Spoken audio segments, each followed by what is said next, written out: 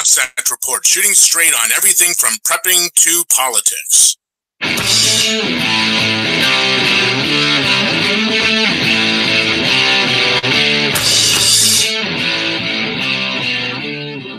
Well, happy Monday, everybody, and welcome to the Wasatch Report. I'm Suzanne Sherman. I will be your host for the next hour here on the Cerberus Radio Network, where we defend freedom and liberty from the flames of tyranny. Today is Monday, March 18th, year of our Lord 2019. Jeff Johnson is manning the helm here at the control panel. He's going to be contributing today. He had a very compelling Facebook post last week that interestingly disappeared from his news feed. He was able to get another copy and republish it, and we're going to be discussing that today.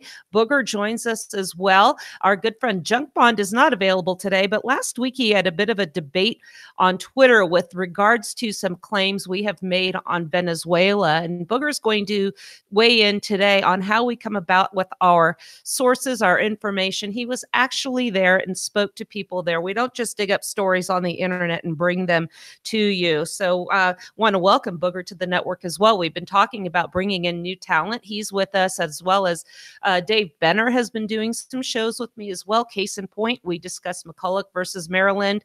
We've got Barron versus Baltimore coming up, as a few more are also in the queue.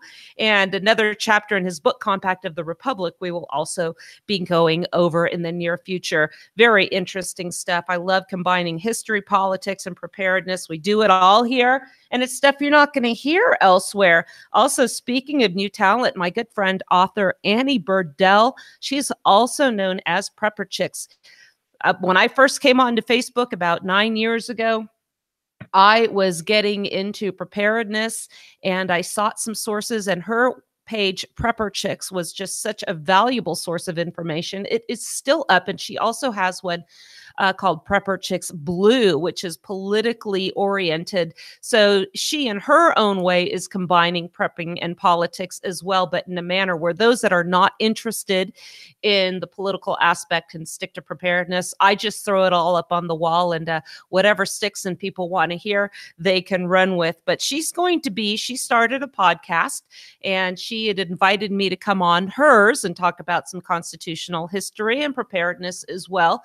So I also invited her to air her show, her podcast on our network, and she accepted. So you will be hearing from her. She's absolutely fascinating, and one of the reasons I am where I am today.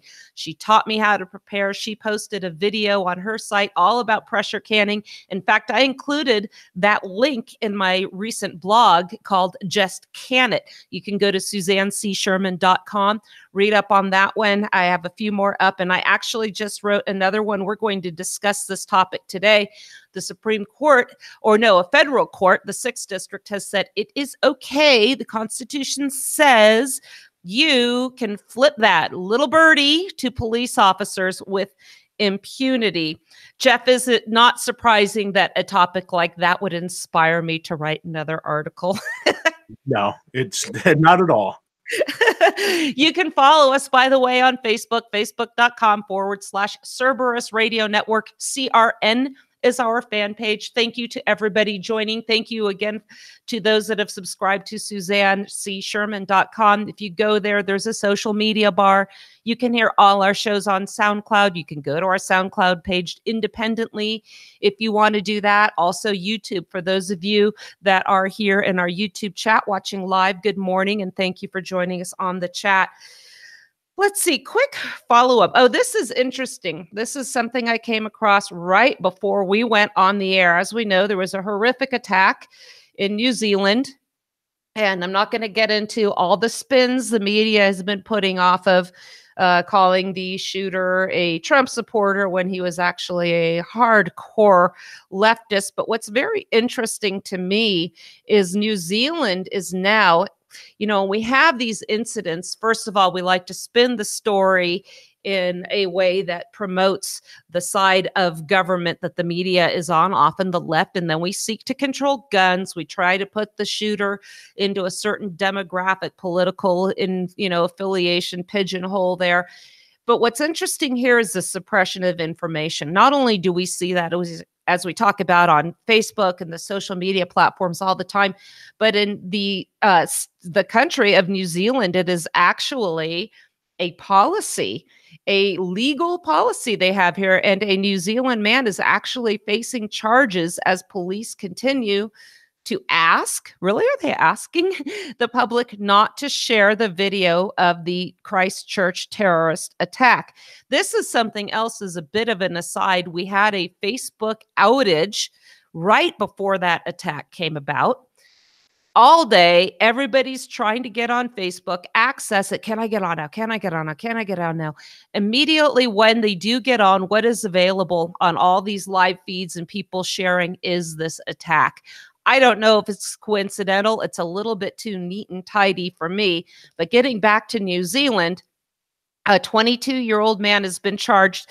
What they have is called the Films, Videos, and Publications Classifications Act, under which it is an offense to possess an objectionable publication. Well, objectionable to whom?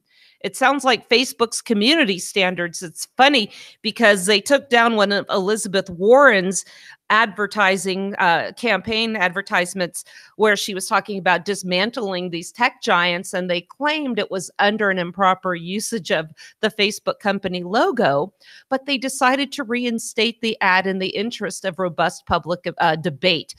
Robust debate, as we know, is simply not allowed on Facebook. We know that they have lied to us and they continue to lie to us. Let me get back to this now.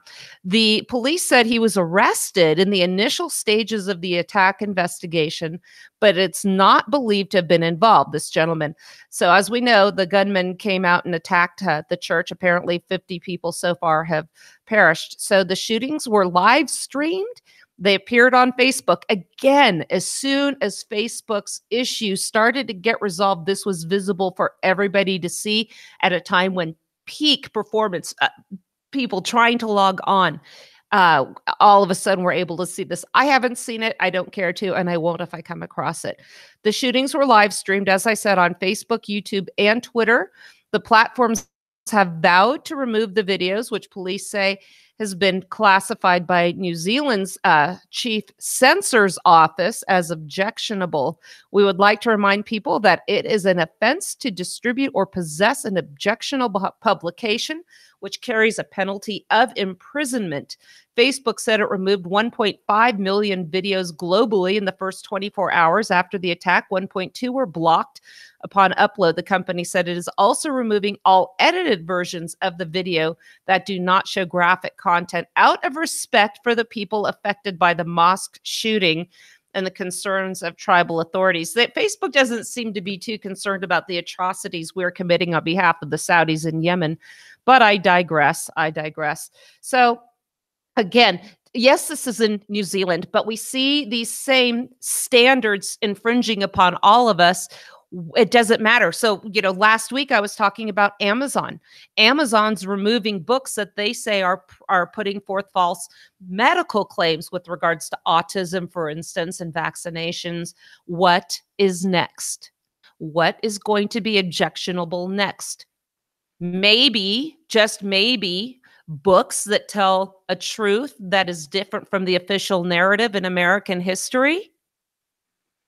Books that will show that the American people have been lied to by the government, the education industry, the media. I refer to this as the trifecta of evil. So stay tuned. I see a lot more censorship down the road. Also, I have a quick affirmation that Google had claimed that they are confirming claims that they have been spying on people all along. This is something that Junk Bond talks about all the time. This is an article. Google exec finally admits to Congress that they are tracking us even with location turned off. So folks, you think we're a bunch of tinfoil hatters living down the rabbit hole coming to you with this craziness? Where Greg said they are tracking you all the time. Well, here we go. Google executive admitted during a Senate Judiciary Committee hearing last Tuesday that Google tracks users' phones. Booger, you even mentioned Waze wants to know your camera and your microphone. They want to access that if you want to use their app. Location history, even when it's turned off, they are still tracking you. Senator Josh Hawley, a Republican out of Missouri, questioned Google's senior privacy counsel, Will DeVries, about the company's tracking policies during a hearing examining online consumer privacy. In his prepared remarks, he told lawmakers that the processing of personal information is necessary to simply operate the service the user requested. He asserted that the requiring individuals to control every aspect of data processing can create a burdensome and complex experience that diverts attention from the most important controls without corresponding benefits. Therefore, specific consent or toggle should not be required for every use of data. And as we know, Waze has an option, going back to what you had brought up, Booger, that you can talk into the microphone and verbally give your request for directions based on that capability. So also last week, Junk Bond was engaged in a debate on Twitter with regards to our coverage on Venezuela.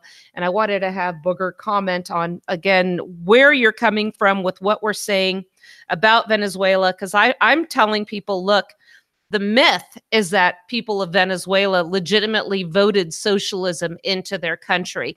You were there. You talked to the people there. Why don't you expound upon that? We're going to just spend about 5 minutes because we've got a lot to cover today. Okay, and what I'm going to tell people is what was told to me. The guy said, look, I've got it figured out. We have it figured out. He was an underworld figure, but what it was, we were trying to crack how things were disappearing out of a warehouse in Buenos Aires. Now, once again, I was sent in to assist the Venezuelan secret police 2 weeks after Chavez's first failed coup. And they were telling me something really big is afoot here. And it is external to the country where he is getting his support, but we cannot put our finger on it.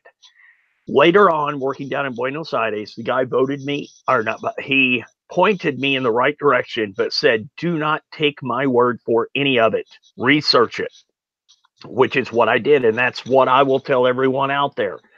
We're pointing you in the right direction. Instead of going, I don't believe that, get on. All you have to do is type in to Google, any search machine, Venezuelan voting machines rigged. All kinds of information will come up. And one of them you will find is a CIA cyber expert testified in Florida. I do believe it was in 2005 that all of the voting machines had been rigged with a subtle algorithm and reference to Venezuelan mathematicians that crawled into the machines and found this subtle algorithm that would change at that time all of the votes for Chavez, not all of them, but enough votes for Chavez for him to win. On top of that, the Venezuelan government owns 28% of the shares with a software company down there that works with these Smartmatic voting machines. They were owned by our good friend George Soros, who we know is absolutely a very ethical person and would never use his machines to slant an election under no conditions. You know, sarcasm there, of course. And the CIA cyber expert testified that all of this was going on, that the elections, you can't sit there and say anybody was legitimately elected. Did they win? We don't know. We do not have a clue who really won those elections because of the algorithm. That is the whole issue. You can get on the internet and verify it all, not just because I was there and that I have talked to people that told me this, that were there, and also people that were in the know in other countries of the whole thing, everything going on in South America. Get in there, do your research. I think it was in 2006, and it was in Orlando, Florida, is where the CIA cyber expert actually testified about the Venezuelan voting machines. So someone has to refuse to get in and look for information to say that the elections were legitimate. You know, with the availability of information on any question that one might have today. You know, I go on and on about history, the Constitution as ratified, the lies that we've been told. People still want to cling to what they have been taught in the public education industry and ignore the facts. And as a friend of mine once said, to remain ignorant in this age of information is a remarkable achievement. With regards to these voting machines, we have seen good old algorithms. We have seen and heard of examples all across the board of people saying that their votes were switched from the Republican candidate they voted for to the Democrat candidate.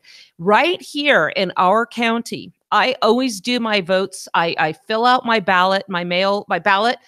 I get a mail-in ballot and I personally deliver it to the registrar's office. My son voted this year and he used the machine. What happened?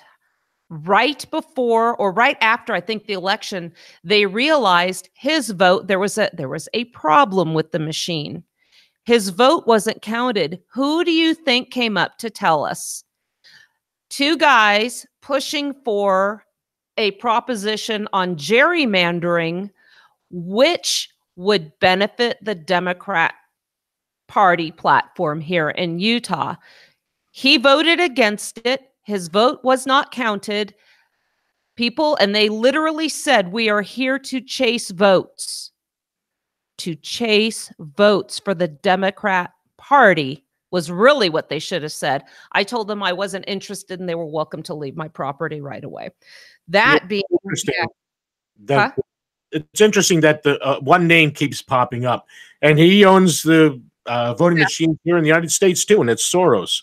And you know, he is funding the left. He is a hardcore Marxist. He's funding the left, and I mean, again, like Sanders said, Google him. I mean, there's tons of information out there on Soros. He's not a good guy. He does not like us. He does not like our freedoms, and he'll do whatever it takes. And it doesn't have to be legal or fair. And he will make sure that he suppresses vote. Yeah, I mean, really, I'm not sure I even believe we have fair voting in this union any longer.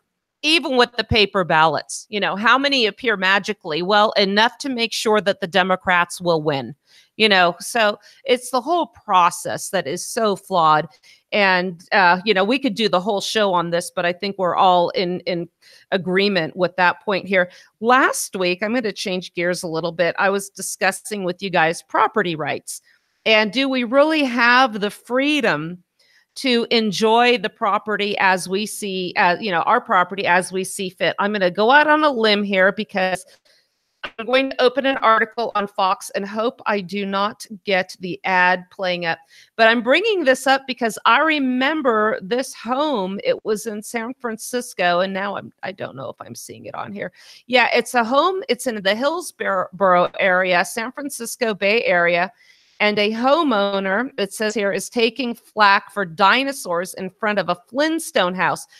You can go on Fox and see it, or Google Flintstone house dinosaurs. It's a real cool looking place. It literally looks like the homes in bedrock, you know, with the round features all made. It looks like it's made of clay. But this house was actually built when I was a little girl, and we would drive past it. You can see it from Interstate 280 as you're going by the there's a reservoir there. I forgot the name of it, but it says you're going through Hillsborough and San Mateo County. And I thought, wow, this is such a cool house. Well, apparently now the home, I think the town of Hillsborough is suing the owner of this quirky little house, saying that she violated local codes when she put dinosaur sculptures in the backyard and make other landscaping changes that cause local officials to declare it a public nuisance. Now, if you look on the page here, it's a monstrosity. It literally looks like one of those dinosaur themed amusement parks in the middle of the Hillsborough community there on the mountainside. She began installing large metal sculptures. These aren't little. And a sign in the driveway reads, Yabba Dabba Doo, figurines of characters from the Flintstones, a staircase, a parking strip, a deck, and other additions to the front yard. So in October, a code enforcement panel found the changes created a highly visible eyesore and are out of keeping with community standards. So, when we get into these discussions, I had it within the parameters last week of, we should be able to grow vegetables in our front gardens and our front yards. How amazing would it be if in times of shortages, communities could come together and have their gardens and contribute for one another? If somebody's really good with tomatoes or another's good with peppers or fruits, and everybody kind of combine their harvests and work together. But then comes the government and code enforcements and say, well, government has a compelling interest in having conformity and a uniform appearance in the community. Okay, fair enough. We think that's ridiculous. But where do you draw the line, and how ridiculous can this actually get? When I went to UCLA, I was living in Westwood. And if you traveled through Beverly Hills down Sunset Boulevard, there was this iconic mansion that was it was a landmark right there in Beverly Hills, and a Saudi prince purchased it. He painted it this god-awful color and then painted all the nude statue figurines out there, and were very how can I say this? They were very detailed anatomically with the painting that was done on them. And everybody complained. Well, does he or does he not have a right to do what he wants on his own property? Do you draw the line when other people see it and are offended? Where do you distinguish or define what the word offended or offensive means? Just me kind of pontificating here from the mountaintop. Booger and Jeff, I'll let you weigh in and then we'll move on from that topic. Well, I just wanted to just kind of touch on one of my biggest pet peeves, because it's sitting on my counter out there in my checkbook waiting to be paid. And that is my extortion demand from the county. So my 2019 extortion demand, and that's exactly what I'm going to write on my check when I send it. I do it every year. So I'm sure the bank is looking forward to seeing my next extortion check being sent. And, do I own this property? No, because if I don't send the extortion money, they'll send guys with guns and physically remove me or kill me to get me off this property. So, so much for owning property and being, free. That's right. Yeah. And I get it. I mean, if I lived in a city, for instance, and I had a neighbor that wanted to be off the grid and have kerosene heaters in their homes, wood fires in their homes, or their own sketchy electrical. I've got a common wall with these people. Do I want them to have inspections? Do I want them to have permits? Do I hate the idea of having to have permission to do these things? I do. This is something I struggle with. I'm honest. I as much as I like the idea of anarchy or menarchy, where do we draw the line on this? Booger, did you want to weigh in real quick? Yeah, that is one of those things on it that, and I think that's why the Constitution and everything, our government was set up for local government handling things of that nature. What's going to be offensive? That's one of those things that is always going to get pushed back and forth, and that's where I think kind of the local people, to a certain extent, handle it, but it would have to be something really bad, in my opinion. Getting on the line of like pornography statues to say, hey, we're not going to allow that to happen. And I'll tell you, there's a lot of countries that do not have property tax unless you receive city services. Panama used to be that way. I have 25 acres out in the middle of nowhere, have not paid property taxes ever. Was told I might have to start paying because of a new law. I have my son lives in Guatemala, and he said they were voting for one down there, and the people rioted, and they actually got into the parking lot where the cars were, that the congressmen who were voting on to impose a property tax actually set some of their cars on fire, chanting, "We know where you live." harkens back to And they stopped the vote. When we used to tar and feather tax collectors. Let me move on. Oh, I want to bring up something when, we were talking about Google spying. I don't know if you remember, but last week during one of our shows, I was mentioning with a power outage and preparedness, and when the collapse finally happens, what if and when, is my wood splitter. And I mentioned how, yes, I would certainly miss my electric wood splitter in the event of a major collapse. What do you think keeps popping up on my Facebook news feeds as advertisements for Amazon? An electric wood splitter. I kid you not. Now, with regards to the Constitution, Jeff put up a very compelling post. We're going to spend the rest of this show talking about his post and the middle finger.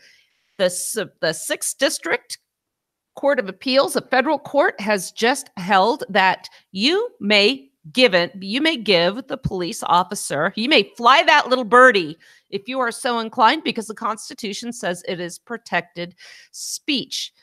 I'm going to analyze that, and also I'm going to share an article by my friend Mike Meharry from the 10th Amendment Center, where essentially Wyoming has given the feds the middle finger. But just to introduce this rebellious concept I have with regards to liberty and safety, a friend of mine shared a post the other day from Sam Adams. So let's set the table with this sentiment in mind. The words of Sam Adams: "If ye love wealth better than liberty, the tranquility of servitude better than the animating contest of freedom, go home from us in peace. We ask not your counsels or arms. Crouch down and lick the hands which feed you. May your chains set lightly upon you, and may posterity forget that ye were our countrymen." Amen to that. Jeff, why don't you share that post of yours with us now, and then we're going to cover that, and then we'll move on to that little bit of the finger and federalism that I mentioned earlier. Okay, well, this is a background. I posted, I got tired of posting on individual posts because there were so many of them about the national emergency thing and how the Republicans have voted to deny Trump the ability to decree from his pen and his phone the national emergency. They were branding them traitors. And so after about 15 or 20 posts, I finally just gave up, and I posted my own, a long essay about it. Well, you asked me to read it, so I went and searched on Facebook, and you know what? I couldn't find it. I looked on my news feed. I looked everywhere. I looked on Cerberus news feed, and I'm sure it's there somewhere, but the algorithm has made it so difficult to find. It's almost impossible to find. So what did I do? I updated it, and I reposted it. So it is now on our Cerberus page, the Cerberus fan page, and my page. Now, how long that lasts, I don't know. So anyway, this is on the national emergency. I'm going to address all you so-called constitutional conservatives. You are all apoplectic about the Republicans that voted against Trump's national emergency legislation decree. Can one of you cite the article and section where the states delegated national emergency declaration powers to Congress? Can one of you cite the article and section that grants the president national emergency legislative powers? It's not there. Since the states did not delegate the power, the states retain the power per the 10th Amendment. The powers not delegated to the United States by the Constitution, nor prohibited by the states, are reserved to the states respectively, or to the people, quote unquote. That's the 10th Amendment. So, if the power was not given to the general government, any use of that power by Congress or the president is unconstitutional. So, calling those Republicans traitors is just a bit disingenuous. Traitors to what? The Constitution? Since the power was not delegated, they certainly cannot be traitors to the Constitution. They may be traitors to the Republican Party leadership. When did fealty to the party become more important than faithfulness to the Constitution as ratified? Their oath is not to the party, now is it? I asked that question above, and just about every one of you said the National Emergency Act of 1976. None of you cite the article and section, just the act of Congress. Here is the problem with the act. Yet again, cite the article and section that delegates the authority. It is still not there. If the power is not delegated, the act is unconstitutional, and this one is. Since the states retain the emergency powers, how can Congress or the president make royal decrees? The only declaration that the states delegated to Congress is the declaration of war. If, as some of you say, this is an act of war, then get Congress to declare war on Mexico and end the problem now. No, you like your royal decrees, and that is what they amount to. The vast majority of you are quite happy with your top-down, Soviet-style command and control government response. Congress cannot amend the Constitution through an act of Congress. The National Emergency Act is just that, an act. Most of you are not worried that there is no delegated power for the act. You are fine with the legislative branch changing the Constitution outside the prescribed avenues. Article 5. The Congress, whenever 2/3 of both houses shall deem it necessary, shall propose amendments to this Constitution, or, on the application of the legislatures of 2/3 of the several states, shall call a convention proposing amendments, which in either case shall be valid to all intents and purposes as part of the Constitution when ratified by the legislatures of 3/4 of the several states or by the conventions of the 3/4 thereof. And I'm not going to read the rest of the fifth article. You can read that. Nowhere in that article is the power to amend given to Congress by passing an act. Many of you are angry that your guy did not get his way. Congress did not legislate it, so you're happy to have your elected king dictate his will. To heck with the Constitution. What is your response going to be when the next Democrat president decrees a national emergency concerning one of your favored subjects, such as firearms? Are you suddenly going to find fealty to the Constitution? So please do not act so much better than the Democrats. You are fine with your team's Marxism, just as long as your guy is in charge of the Marxist policy. So be honest. Your conservatism is merely conserving your team's brand of Marxism. And that was what I had to say about the national emergency. Bravo. Well said. And you know, this post really highlights the difference between what is considered lawful and what is constitutional. Congress passed a law, the National Emergencies Act. Therefore, we can ostensibly argue that the power for the president to declare a national emergency, which, by the way, is not defined in the act, it's left to his sole discretion. That alone should scare you. Nancy Pelosi already responded when he said he would use this tool. You just wait. That was the first thing I thought of. Wait and see what they're going to say. We're going to declare a national emergency on gun violence. They're already saying this is a public health crisis. Of course, they're going to use that excuse when they get their guy or gal in office.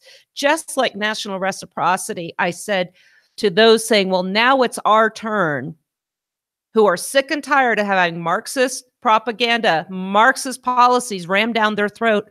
They do the same thing to the other side when they're in charge and justify it.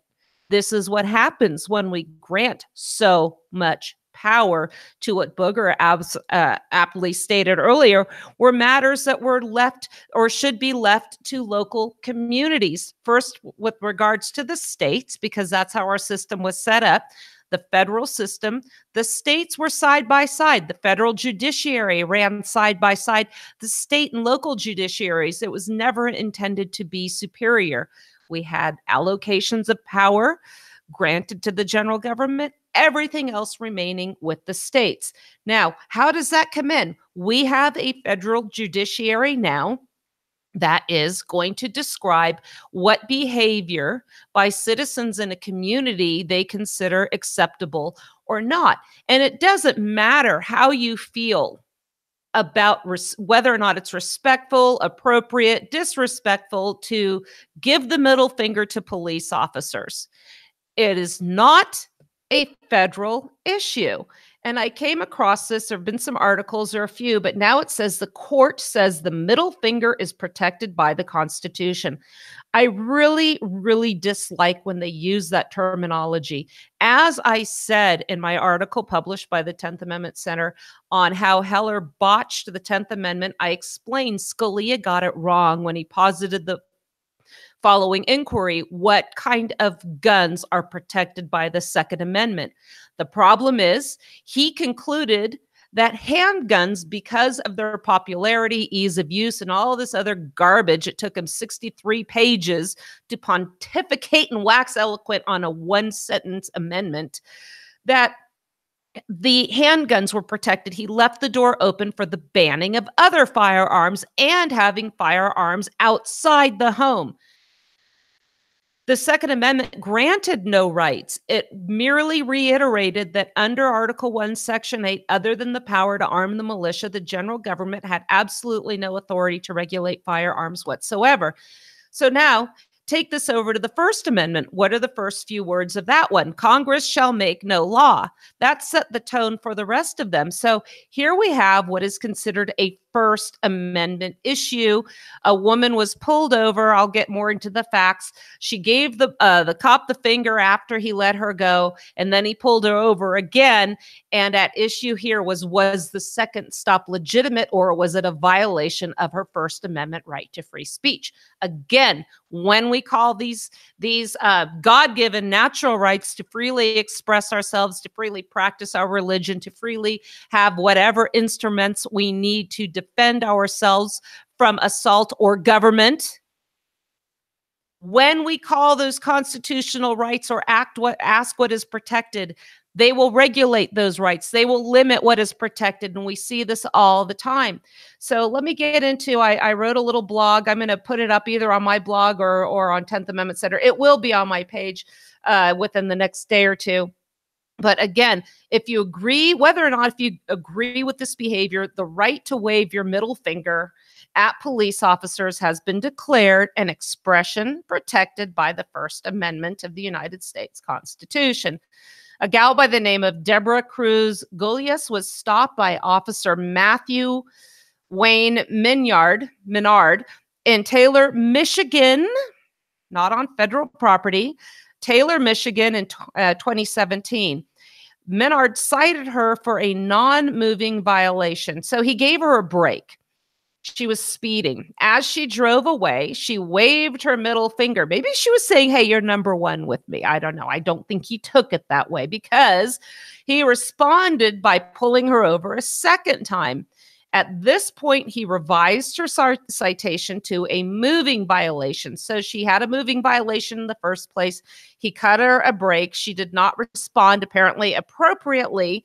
And at issue here is whether the second stop was lawful. To be so, this woman's expression must be held to not be in violation of the laws of the Constitution of the state of Michigan, not the First Amendment of the United States Constitution.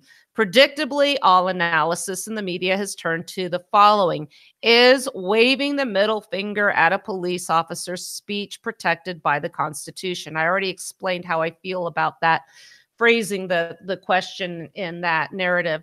Judge Jeffrey Sutton of the United States Court of Appeals for the Sixth Circuit answered this question in the affirmative. He wrote in his opinion that,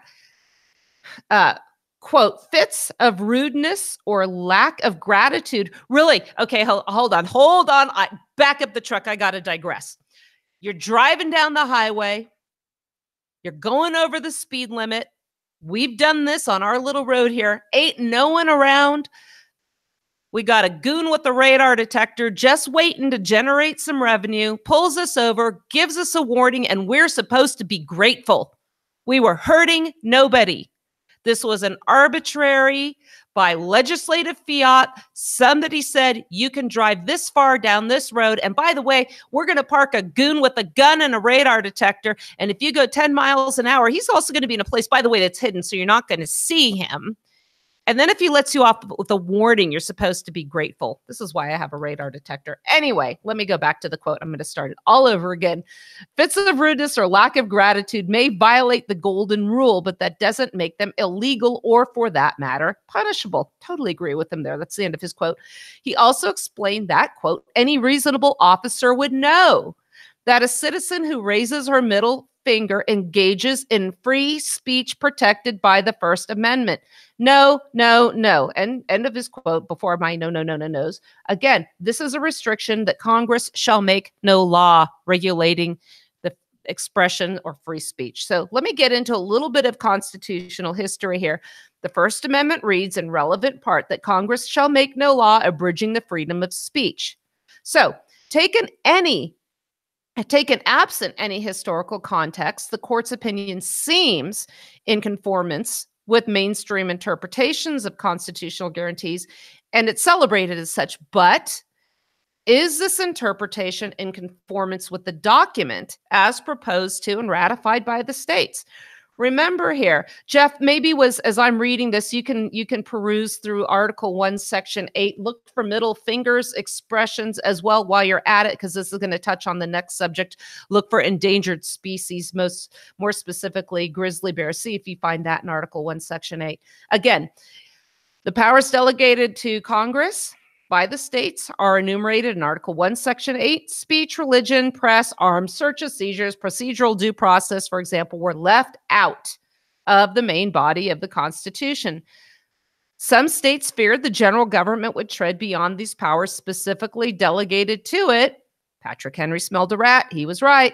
Some states refused to ratify unless some changes or amendments were added to guarantee their powers and the rights of individuals would not be usurped. Consequently, we had a Bill of Rights, but not to grant or protect the rights included, but to gain confidence in the people that the new government would not encroach upon these pre-existing God-given rights. Many people are not aware that there is actually a preamble to the Bill of Rights. Our listeners do, because we preach about this all the time. I'm going to read the relevant part. The convention of a number of the states having at the time of their adoption of the Constitution expressed a desire in order to prevent misconstruction or abuse of its powers, that further declaratory and restricted clauses should be added, and as extending the ground of public confidence in the government will best ensure the beneficent ends of its institution. End of that quote. Accordingly, the behavior in this case, considered speech, is clearly outside the purview of the general government, meaning it is a matter historically outside the purview of the federal judiciary.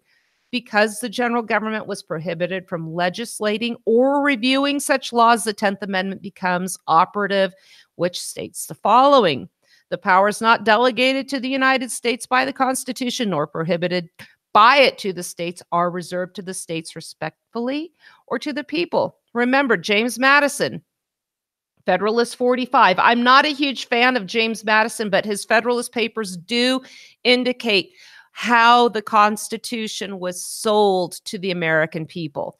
He waffled. I don't think he was I think he was somewhat disingenuous in his representations. But again, this is what was fed to the people to convince them to support the Constitution. The power is delegated to the proposed Constitution to the federal government are few and defined. Those which are to remain in the state governments are numerous and indefinite. The powers reserved to the several states will concern, here we go, the lives, liberties, and properties of the people and the internal order, improvement, and prosperity of the states. Nowhere can it be said that this founding and ratified generation ever intended the federal judiciary to interpret what type of behavior towards local police officers would be deemed acceptable or protected. The Bill of Rights was never understood to be applicable to the states. In fact, there's no support historically to support this at all. Even as I've explained time and time again, John Marshall in the 1833 case of Barron versus Baltimore said the following: amendments contain no expressions indicating an intention to apply them to the state governments. This court cannot so apply them. Well, what happened here? What changed? We had a case in 1925 called Gitlow versus New York. The United States Supreme Court magically found this authority to apply the Bill of Rights against the states hidden away in the 14th Amendment. This is a creation of law by the court, and it's problematic, and it's also unsupported by historical records. When this amendment was proposed by the 39th Congress, they had not intended to incorporate the Bill of Rights against the states. But you have to remember, by 1925, the progressive era was in full swing, and the court was on a mission to rewrite the Constitution, diminishing the separation of powers between the states and the general government. This is what we call a federal as opposed to a national government. The system created was federal and not national in nature, meaning the states were to work in unison with, as I said earlier, but not be subservient to this general government. Again, this incorporation doctrine, incorporation of the Bill of Rights against the states was made up by a federal court and has been the chief mechanism through which a one-size-fits-all form of government with all rights and powers emanating from Washington, D.C. has risen. So let's apply this to the present case. Again, the general government was entrusted to punish 3 crimes only: treason, piracy on the high seas, and counterfeiting. Accordingly, pursuant to Article 1, Section 8 of the Bill of Rights, or Article 1, Section 8 and the Bill of Rights, the purpose and intent of the 14th Amendment, the ruling of the 6th District Court is incorrect. In fact, they never should have heard it in the first place. Again, the Bill of Rights was to instill confidence in the public that the states considered only specifically listed powers within the purview of the general government. It is more accurately a bill of restrictions. So how the police and the citizens of the states interact and how such conduct is to be regulated is outside the purview of the general government. If you take this case to the federal judiciary, you are really taking a risk here. Imagine if they ruled to the contrary, and we end up with an opinion that affects the rights of every single person on this continental landmass to express themselves with or without dignity or respect. You can be flipping the bird to somebody else. A cop can see it, take exception, and you get taken down. If we accept the notion that states and their citizens are not capable of dealing with such issues internally and without the wisdom of the federal judiciary, we have accepted the notion that we are utterly incapable of self-governance, and we have surrendered our revolutionary legacy. Jeff Booger, do you have any comments? No, I think you hit it pretty good there. Well, thank you. No, I can't add anything to that. I have another case, again, with regards to federalism. Go ahead, Jeff. No, it was just that you hit it with that. And the fact of the matter is that they're going to suppress our thoughts. They don't want us to think for ourselves. And what are they going to do? They'll go to court and make sure that, they tie it somehow to a government power. And that's where this all is. It's all about them controlling everything and taking away our thoughts. Yeah, if you just scan the headlines, I don't think there's one major point of contention that's being discussed that isn't a direct result of an overreaching tyrannical general government. Yes, we discuss this all the time. Tyranny is at every level, from your local HOA that won't maybe let you have vegetables in your front garden, or, a neighbor that is polluting the community's field with her dinosaurs in her front lawn. I don't know. An interesting thing too, right in that same area, in the same county, there's a horse park where people can, it's a really cool place. They have 3-day eventing there, and they have horse trials with cross-country jumping. Well, you have to have a trail that's paved and groomed so the horses and riders can safely navigate these courses. I mean, these areas are full of ground squirrels, so they need to have these areas clearly groomed, clearly, again, maintained. And one person in the community was complaining, oh, it looks like a motocross course out there. Well, if they didn't have these trails, these horses would be breaking legs, and then you get peed out. They're protesting and all that. But I digress. But I wanted to share this other story. Again, this was out of the Second Amendment I'm sorry, the 10th Amendment Center, and Mike Meharry just published this on March 8th. And I wanted to tie this into today's case because here's how he starts his article. I swear we're in sync. Wyoming just stuck a huge middle finger up at the federal government. That's kind of our theme today. More and more, we're seeing states ignore the feds. We also call this nullification. As one example, again, I've discussed this in my article, Parchment and Plants, what prohibition can teach us about the drug wars. 33 states have legalized marijuana, including Washington, D.C., on one form of another. That is essentially a form of nullification. Because we have right now the Controlled Substances Act where marijuana is federally prohibited unlawfully, or I should say lawfully, because we have a federal act unconstitutionally. Trying to tell people, look, if you think control of immigration is within the lawful responsibility of President Trump and the national government, go ahead. I will tell you it is lawful. But please, please, please do not cloak your arguments under the blanket of the Constitution. There's a difference. And that's as far as I can get with these people, because look, we've got the two versions of America, the 1776 to 1861 version, and then the post-Lincolnian one United States of America, where of course it is incumbent upon the national government to defend its borders. But please don't go on and call yourself an originalist or a constitutionalist when you frame your arguments within that manner on those topics. So getting back to Mike's article, we talked about, let's see, the nullification of marijuana laws. Wyoming took things to another level last month when Governor Mark Gordon signed a bill into law that sets the stage to authorize a grizzly bear hunt, despite a federal court ruling to prohibit it. Jeff, have you found anywhere under Article 1, Section 8, grizzly bears or endangered species? Because if you have, I'll wrap up the show right now. We're done with this topic. No, and I still haven't found anything on hunting either. Okay. Well, I'll torture our listeners some more.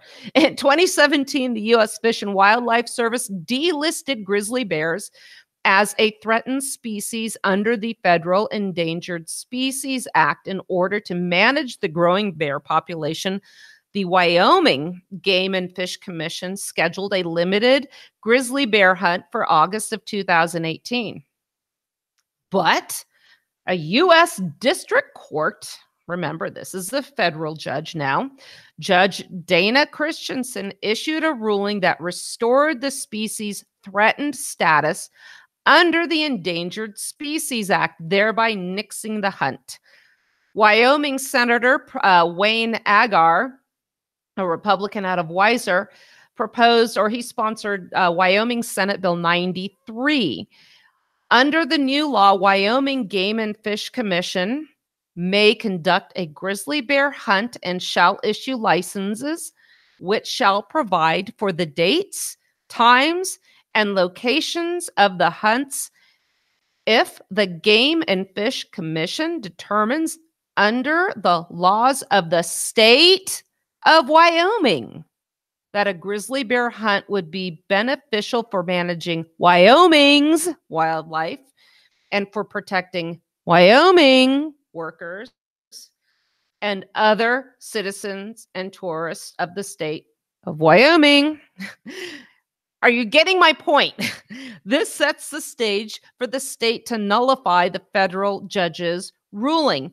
A Wyoming newspaper said it would allow the state. Now, we know these newspapers, I don't care what state you're in, they're all a bunch of left big government leaning Marxist rags. A Wyoming newspaper said it would allow the state to move ahead with a, quote, illegal hunt. Really? That's illegal? Here's what Mike Meharry says. You know what's illegal? Amen. Right here. The U.S. Fish and Wildlife Service. That's what's illegal. But again, if we're going to frame these arguments in what is illegal or what is legal and what is constitutional or unconstitutional, well, again, as you said during your your excellent commentary, Jeff, congressional legislation, court opinions are no substitute for an amendment to the Constitution, set forth in the requirements of Article 5. Congress can propose an amendment.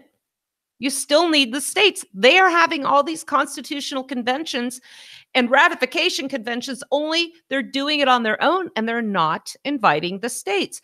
I had a typical scenario. It was under the Migratory Birds Act. I found a dead great horned owl on my property. I made a call to Utah DNR and they said, you must bring it in or otherwise dispose of it, even if it was on my property. And he didn't cite state law. He said he cited the Migratory Birds Act. And I said, please quote me the constitutional authority for the Migratory Birds Act. And he just laughed. He even agreed with me.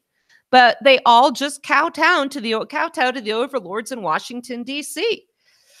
So again, if we were following the law of the land, which is the Constitution, this agency wouldn't even exist. Yeah, but you got the Supremacy Clause, Suzanne. You're so stupid. Why did you read the Constitution? Federal laws are supreme.